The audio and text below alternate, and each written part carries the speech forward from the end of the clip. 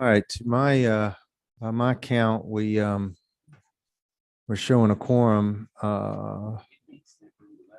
So we'll go ahead and call the meeting to order, and I'm gonna ask if he would, Mr. Vice Chairman Smith, to get us started with a word of prayer. All right. Y'all don't mind, we'll bow. Lord, thank you for everything you do for us. And you know everybody's heart, Lord, and you know the things that are weighing on them heavily. We've heard through today people with sickness, people that having kinfolks or their siblings or their children, and you know all that, and you're the great physician. So we just ask that you be with each one of them and grant us wisdom while we discuss the business of the state. In Jesus' name we pray. Amen. Great. Thank you very much.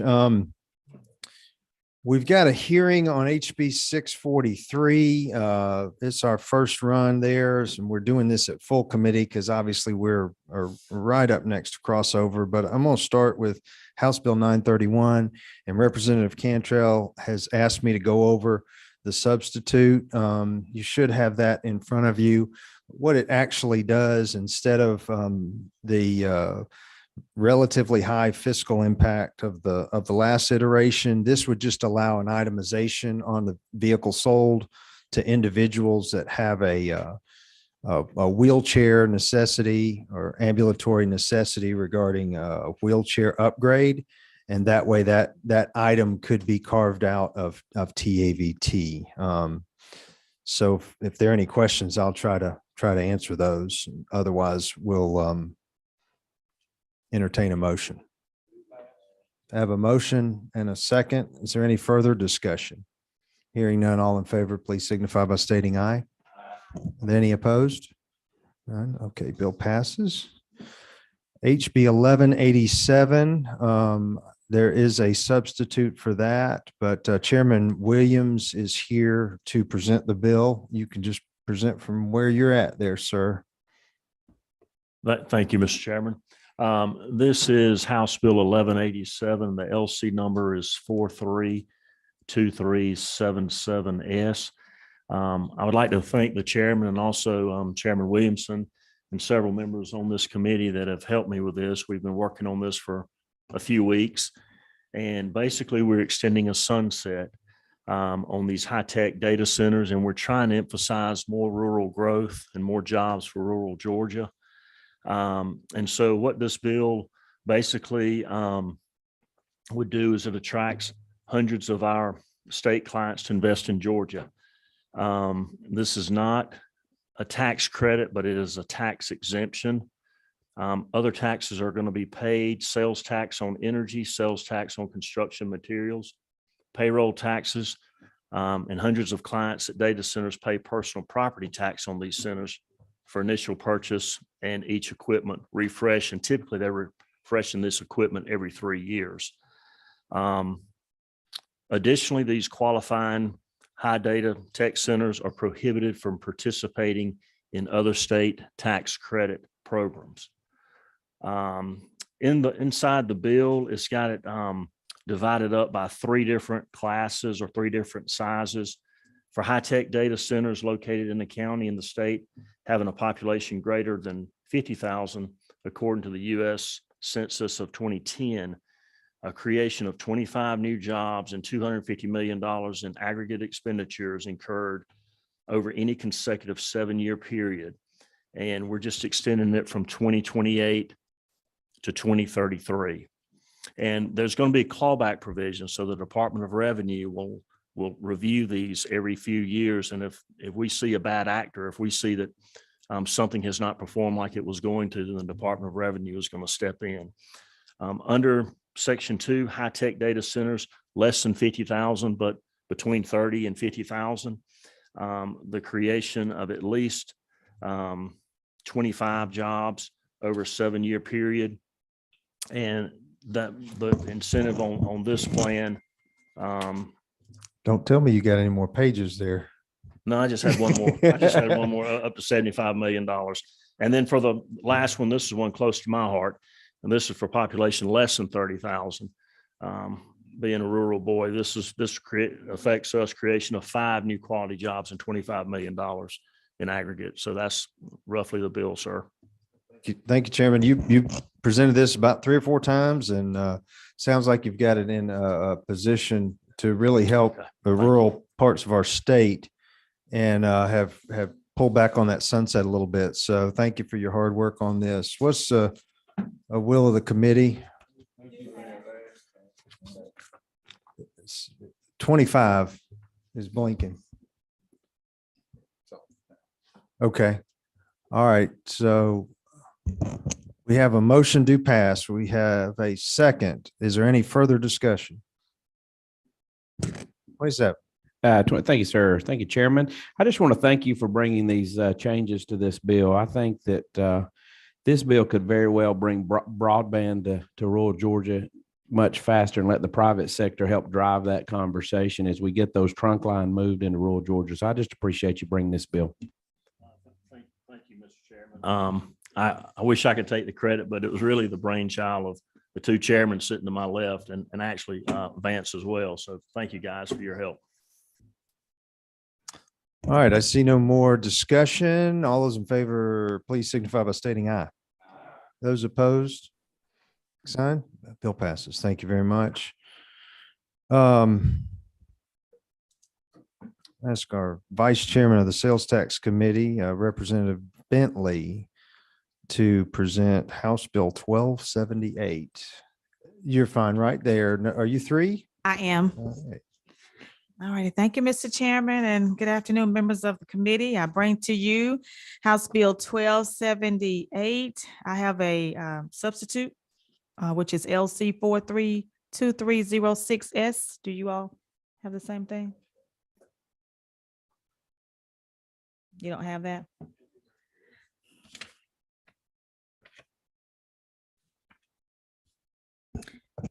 House Bill 1278 is for the National Center for Civil and Human Rights. It's a sales tax exemption for construction materials.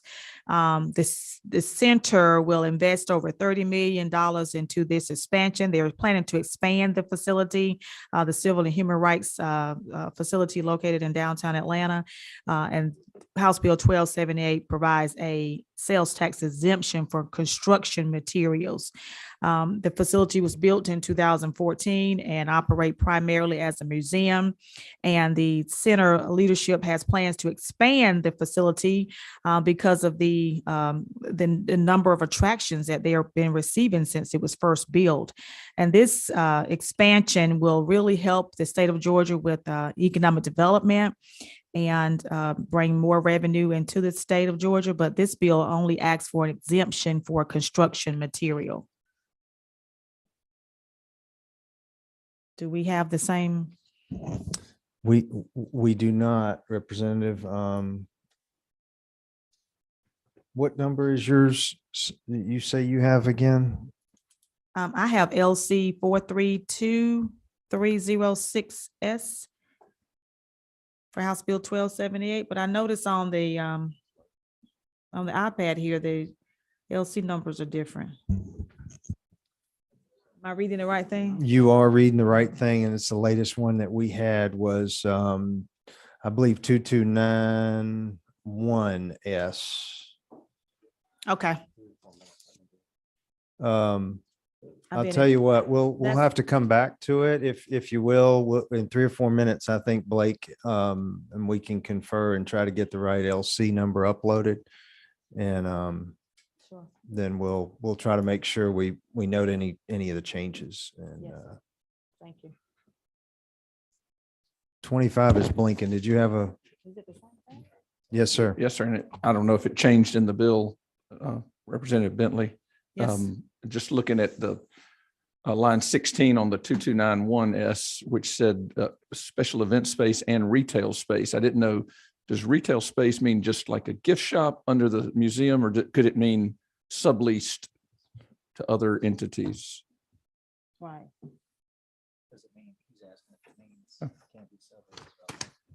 I believe sublease, Mr. Chairman. I'm sorry. I was just trying to make sure I've got these correct LC numbers here. I apologize for that. Would that retail space be something different than the museum's gift shop? It could be something completely different than the museum, or is it, I don't know if it's a multi-center development or. Well, Mr. Chairman, if you don't mind, I have someone here that's more of an expert of this particular topic that can share. I'm glad to Time wait and- until we get to the official bill, make sure I'm asking Okay. about the same line that still Sure. exists. All righty. It's up to you, Mr. Chairman. You talking about Mr. Hudson? Yes, sir. Yeah, come on up. Thank you.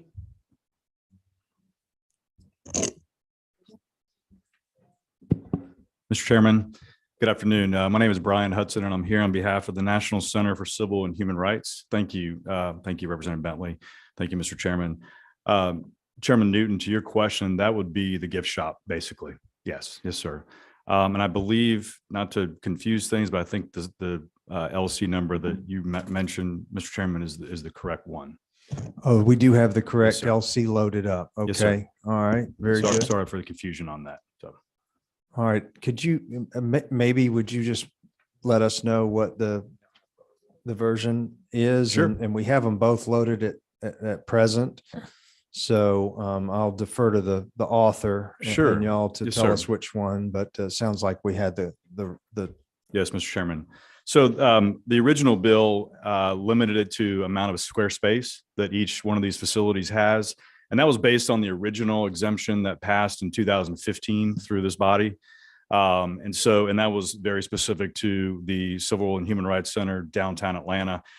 There were some folks on both sides of the aisle, frankly, that wanted to make it more expansive to include other centers across the state that could potentially benefit from this if they have a plan in place to do a renovation or expansion during this very limited amount of time. So hearing those concerns, I worked with Representative Bentley to just kind of change the language to make it more inclusive, so to speak, as it relates to other centers. There's a half dozen or more centers across the state that could potentially benefit based on the new explanation versus limiting it to just square space. Other than that, everything is exactly the same amount of years, et cetera. I hope that answers your question, Mr. Chairman.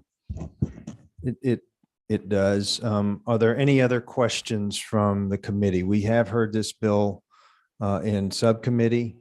And so that's why I'm allowing some more discussion. We only had one hearing originally. So is there any questions of the author or otherwise?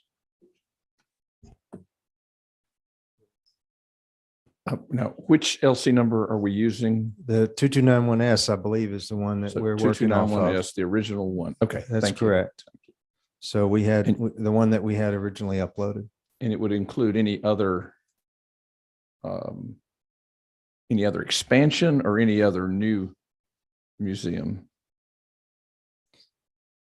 I believe you're welcome to answer that, Mr. Husband, but what I believe it does is it doesn't focus this on just one particular facility. And I don't know that it applies to any blanket amount, but there are a couple of others that may be captured. And the fiscal impact is well under $1 million, I think, in total. Yes, sir. Yes, Mr. Chairman. And Chairman Newton, it's not for new facilities, it's for existing facilities, expansion or renovation. And to Chairman Blackman's point, it is under $1 million, at least for the current location that's at Centennial Park.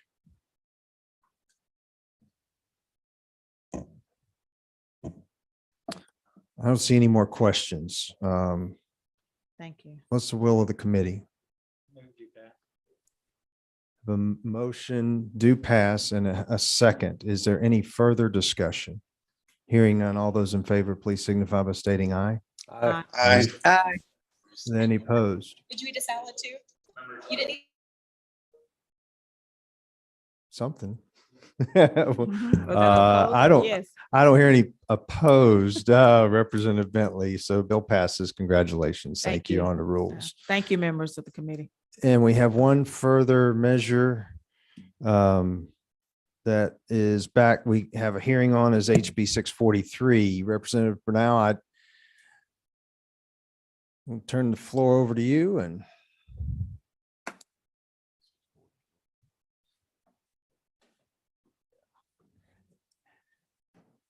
And I know that this is an issue that you and your county have been working on for quite some time regarding how to make up for some lost revenue. So we've had many discussions on it, and I appreciate you working with us to get a bill in a workable fashion. But I'll turn it over to you. Thank you very much. Thank you, Mr. Chairman and committee. I am here today to speak. The first time we had the hearing, it was for HB 151. And I'm offering an amendment, LC 442066S. I know that in 2017. Representative Brunel, I was just going to take credit for that mistake. I did say HB 643, but it is HB 151 on everybody's iPad so that you can follow along. My apologies. Thank you. Okay. When the jet fuel tax was taken away from Clayton County, Governor Deal at the time gave Clayton County a grant. Delta Airlines gave a grant to the school district, and the school district's money ended last year, and the county and the city's money will end this year.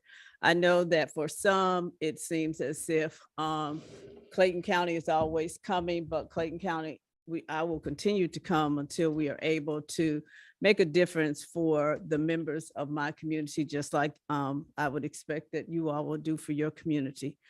Clayton County is requesting a fair outcome with this amendment so that all property in Clayton County is fairly taxed. This amendment does not eliminate the exemption for the airport, but limits the exemption to an amount that is more than reasonable. This amendment would not impact the city of Atlanta, any contractor or airline at the airport, as the tax will be passed along to users of the airport traveling public.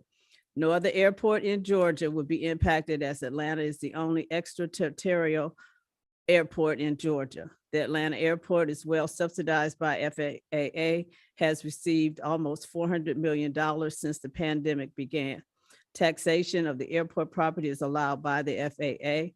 Clayton County will be asked to give up more tax digest in the near future with expansion for another runway. Clayton County citizens will be impacted by less taxable property, noise, and air pollution and congestion. Okay, any questions about anybody on the committee?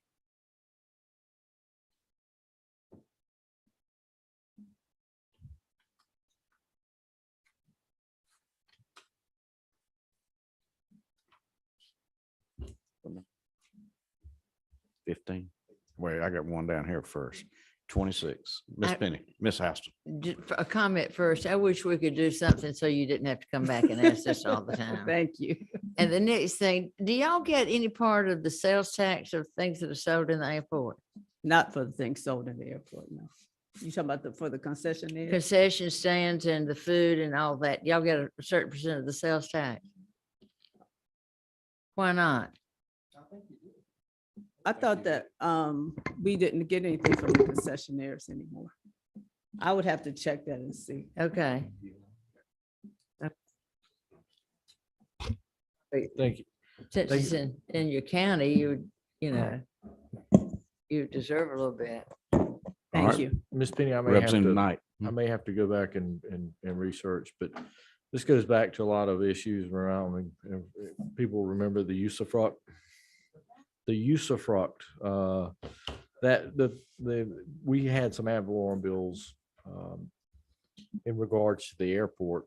I do think that everybody's subject to sales tax, if I'm not mistaken. So I think I'm not sure, because that was before I came, and I think that was a bill that you had, that No, you carried, that wasn't your my bill? bill was in regards to the actual taxation of the property at the airport, specifically on the vendors, because that was what was called a usufruct, and meaning that under law, they didn't have possession. It was sort of like the analogy would have been a vendor or concessionaire at a mall with a key, just saying, hey, you can go out in the middle and sell your little toy plane, but that vendor never got taxed for that space. So that was analogy to that. I think it ended up being finalized in a Supreme Court case a year or probably the year or a year after we had passed that bill. But I do think you get sales tax. So I'm trying to understand, is this the property tax as far as the ad valorem on the dirt? It's not the personal property taxes. It's the property tax. Okay. Okay. Representative Carpenter. Yeah, that was actually my question, Chairman Knight. Where are we in regards to property taxes paid in the airport concession area?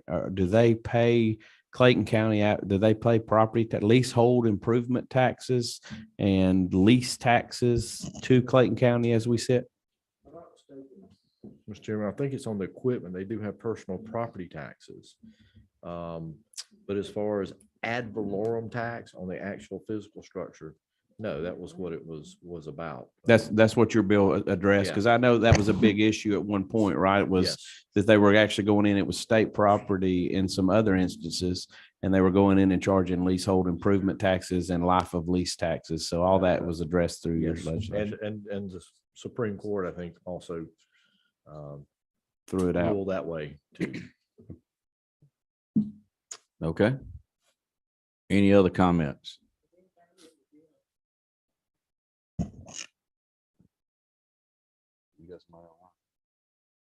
Okay, we got somebody online here. Let's see. Huh? Okay, somebody had a question for Dale. Oh. Who is it? 25. Thank you, sir. 25, yeah, okay, Yeah, Doc. I guess the question, if DOR is online, is regards this sales tax collection on two things. One is items sold in the concession area that's in Clayton County. Where does that go for the local portion? And then, and I know there's also something about the tickets that may have taxes on them and whether any of that goes to Clayton County. Is there someone online that knows? Let's see, we have somebody from DOR online. If y'all would just speak up and recognize yourself. Certainly, Mr. Chairman, this is Amy Oneacre. I'm with the Georgia Department of Revenue. I can speak to the concessions. I mean, to the extent that the concessions or retail locations, like where, goods and snacks and beverages can be purchased, things of that nature in the airport, if those are located in Clayton County, if those facilities are located in Clayton County, and those sales would be sourced to Clayton County, and they would absolutely be taxed. Sales from those locations would certainly be taxed. And a portion of that tax would go to Clayton County, absolutely. Okay, thank you. Dr. Representative Newton, you got one more? The follow-up question was, what about personal property of those vendors? I think that's what Chairman Knight was discussing. Again, Amy Oneacre with the Department of Revenue. I apologize. I don't specialize in ad valorem taxes. I'm checking here online to see if we have somebody here who can speak to the ad valorem tax. Matt Cristy, can you answer that question?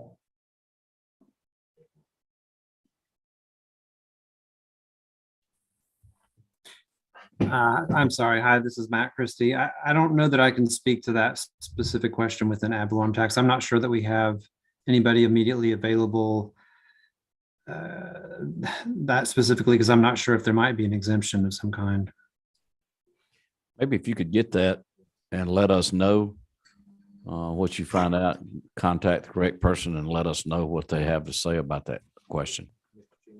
And if I could just clarify, I'm sorry, if I could just clarify, the question is really about personal property tax of vendors within the airport.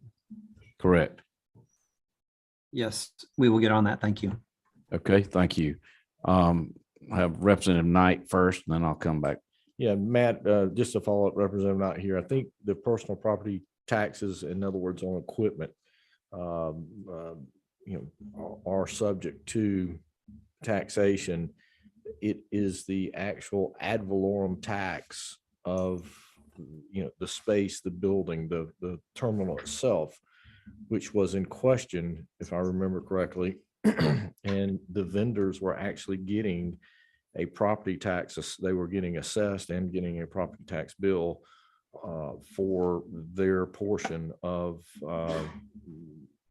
the actual airport terminal in which their business was in. Okay, thank you, Representative Knight. Number 26. Getting back to the sales tax, does all of the sales tax that that Clayton County is entitled to, do they get it all, or do they have to split it with Atlanta? When you're directing that to the DOR, Yes, DOR. I think that it would be split because I'm not sure if we're just talking about those, the retails, because half the retails are on the Clayton side and half are on the Fulton side. So I'm not sure if that has anything to do with it. let's see if DOR can answer that question. Does it split with Atlanta?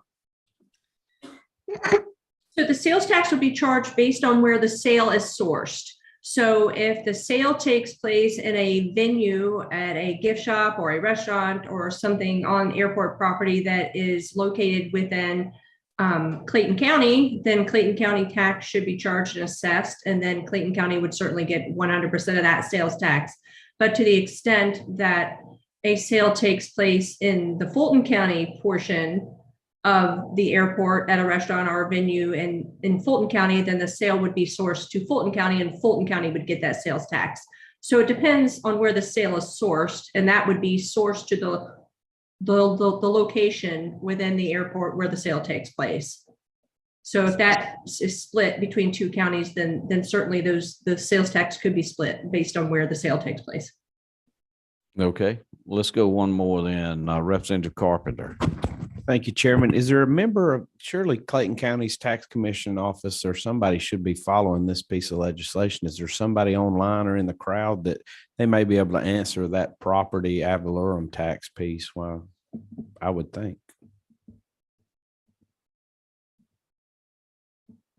Okay. No, there's not anybody online. We haven't been receiving that tax, the ad valorem tax on the property that we're asking for. That's why we're asking. Representative Newton. Just clarifying at the end of the bill on lines 28 and 29, does this newly mean that Clayton County previously had not gotten anything on this, but now they will get 5 million in taxes and the amount over that is exempt? Is that, or is it's not 5 million in property value, it's 5 million in tax receipts? The 5 million is, I would say, negotiation. When Governor Deal gave the money, it was 18 million. And I had asked for 15, and Chairman Blackman asked me about 5 million. But 5 million really wouldn't cover all the expenses because the money is split between the county, the school district, and all 7 cities. It's a new $5 million. Is that correct? It's new because it will replace. And it's paid by the owner of the public real property, which is the Atlanta airport. Is that correct? No, it would be passed through from the people that come through the airport. Let's let Representative Knight. I think this is going back to this old issue, and if I'm not mistaken, I want to make sure we're clarifying the issue. If I'm not mistaken, the issue regarding especially the schools tax was based upon the jet fuel. Okay. And in January 1 of '88, the FAA had issued a rule that all sales tax that was issued or that when any tax on jet fuel that came into existence after, I think it was January 1 of '88, was subject that all sales tax had to go back into aviation. And so that was the history of what was going on there. And there was much legal debate between Clayton County and the FAA in regards to that. And then if you remember in our special session, it was the time of the hurricane in South Georgia. We came back in special session. We did away with the if I'm not mistaken, we relieved local taxes. And we also put money in the budget to make up for the difference that Clayton County would have lost in regards to the sales tax that was being collected off of jet fuel that was going back into, if I'm not mistaken, there was a ELOST, if I'm not mistaken. Is that right? Or East Blast? So that was the issue. It wasn't during, it was during regular session. It was a grant that Governor Deal gave to us. And then, Well, it was either that special session or it was that. no, you know, it when was we during, went it was back during in. regular session. But regardless, it was a grant that it ended up paying off that, because again, I think they were facing legal issues with the FAA because those sales tax on jet fuel had been going into this and had not returned to, aviation, as the Fed said. Now, I think the issue here is, and I'm not sure, is this is getting back to the usufruct. And back during that time in the legislation I called or passed, y'all were trying to make a deal with Fulton County to pass through ad valorem tax through the vendors. Is that correct? And is that what this is doing? I don't think so. I mean, I'll have to get clarification, but that wasn't my understanding. Because that's what I again, this was the usufruct, and that was a way to go around it. The usufruct is under Georgia law. It's basically you have use of property, but you don't have ownership. And that's where, you couldn't get the ad valorem tax from the structure. And if this is a backdoor deal to make a deal with Atlanta to do that, in other words, up the fees and then put that into the lease agreements, I'm curious if that is it. And if you could, I would appreciate, getting back with us on that. Okay, I will. Okay. Anybody else? Anybody in the audience? Yes, ma'am. Approach the microphone if you don't mind, and state who you are and who you with. Good afternoon, everybody. My name is Kenyatta Mitchell. I'm with the City of Atlanta. So I was going to do a little speech, but I'm going to answer some of your questions. So the first is that we pay property tax on all the property outside the fence. So everything that's not considered FAA property that we own, we pay property taxes on. All of the concessionaires pay equipment tax for their equipment, as well as Delta, well, all the airport or the airlines. We pay a stormwater utility tax as well, which is pretty significant. The state tax, what the process is, the state tax all tax goes to the state. The state then distributes it to Clayton County and the cities that are in the county that the sale was generated. So if it was a restaurant that's in East Point, it will go kind of East Point, Fulton County, that kind of way. All of the terminal is in Clayton County. So Clayton County receives all of that alcohol tax as well as sales tax, which is very significant that we pay to Clayton County. And the Atlanta Airport nor City of Atlanta, we never received jet fuel tax. That never came to us. So that was not a benefit, so to speak, to the City of Atlanta. Other things I want to bring up, which is sales taxes collected by the concessionaires and rental car companies, which in 2018, which is the best non-COVID year that we have a full year, is $14.7 million. It's a very significant amount of money that we send to them. I think that I've gotten everything else. Oh, we pay $2 million in property tax outside of the fence to Clayton County.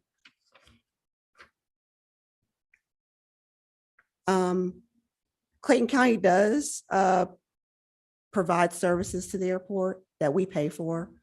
So their health inspections we pay for, the processing and detention of individuals who are arrested at the airport and transported or handled by Clayton County, so that they receive funding for that. So it kind of goes on and on from there, but we do pay a significant amount of money. Of the 63,000 airport jobs, approximately 6,200 are folks who live in Clayton County. So we see ourselves as being a benefit to the county, both financial and obviously in other ways as well. So I'm free for any questions. Okay. Representative Carpenter. Thank you, Ms. Kenyatta. Thank you for bringing this question for you. Would it be fair to say that there's an extremely large amount of hotel motel tax surrounding the airport that's collected in Clayton County as well? That is correct. I didn't have a lot of time to put this together, but you're absolutely right. Yeah, and sales tax as well in Yeah. those hotels. Yeah. And look, none of that would be there without the airport, right? I mean, so the airport has generated all of this economic development that, but for the airport being located in Clayton County, would not exist. Okay. Any other questions while she's at the podium? Thank you. Thank y'all. Appreciate your testimony. Any other comments? Representative? Just that Clayton County is forfeiting quite a bit of money annually in ad valorem taxes due to the exemption that the Atlanta airport enjoys as an extraterritorial governmental operation.